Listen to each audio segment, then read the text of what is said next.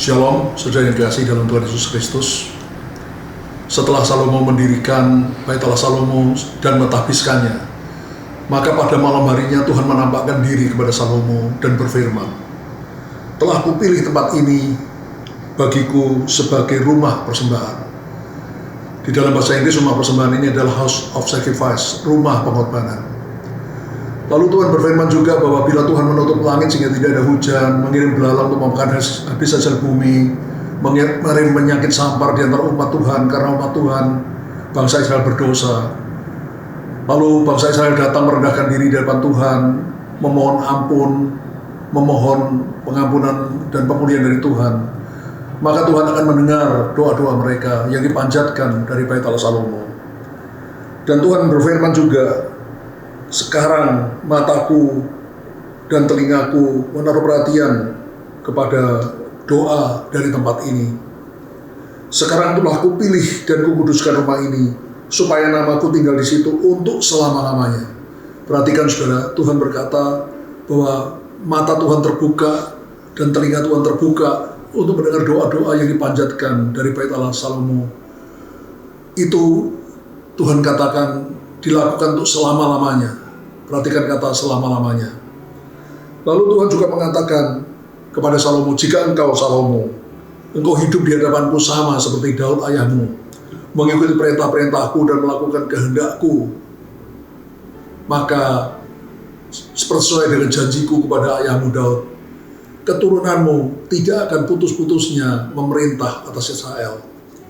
Tetapi sebaliknya, jika kamu berbalik dan meninggalkan segala ketetapan dan perintah-perintahku, serta pergi beribadah untuk menyembah Allah lain, maka aku akan mencabut kamu dari tanahku yang telah kuberikan padamu, dan rumah ini, Bait Salomo yang telah kukuduskan bagi namaku, akan kubuang dari hadapanku, dan akan kujadikan kiasan dan sindiran di antara segala bangsa." Jadi saudara, dari firman Tuhan ini kita tahu bahwa kepada bangsa Israel, anak-anak Allah, Tuhan itu memberikan masa depan yang penuh harapan.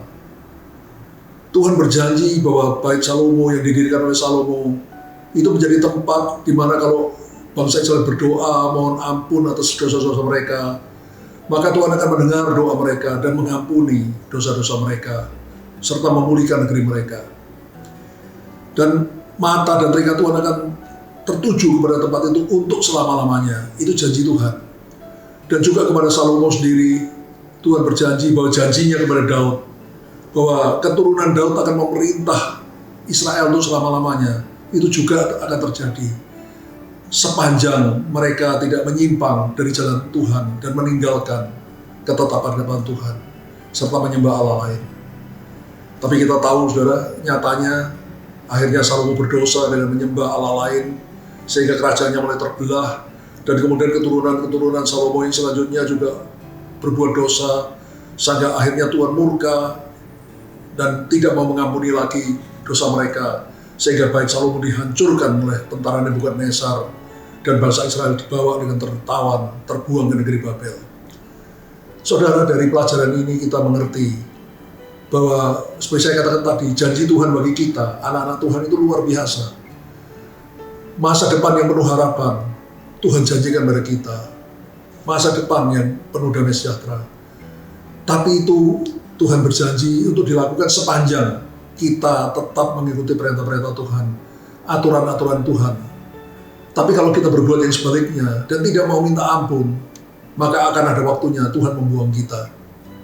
Karena itu saudara, saya ingin mengajak kita semua, mari saudara, kita sungguh-sungguh mengikut Tuhan dengan segenap hati.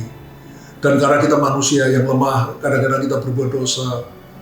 Kalau kita berbuat dosa, cepat bertobat, cepat minta ampun. Jangan sampai murka Allah itu turun atas kita, sehingga akhirnya kita terbuang dari hadapan Tuhan. Seperti Bait Salomo akhirnya dihancurkan, dan bangsa Israel akhirnya dihancurkan, diserang oleh bangsa Babel, dan dibawa dengan tertawan ke negeri Babel. Sehingga seolah-olah janji Tuhan itu tidak digenapi. Padahal itu menggenapi janji Tuhan yang berikutnya, apabila mereka menolak atau tidak melakukan perintah Allah, maka justru malapetaka yang akan menimpa mereka. Sekali lagi saya percaya, setiap kita anak-anak Tuhan yang bersungguh hati pada Tuhan akan mengalami pemeliharaan, penyertaan Tuhan seumur hidup kita. Tetapi sebaliknya, bila kita meninggalkan Tuhan dan tidak mau bertobat, maka malapetaka yang akan menimpa kita. Karena itu, mari ikutlah Tuhan dengan segenap hati, dengan segenap jiwa, segenap kekuatan kita.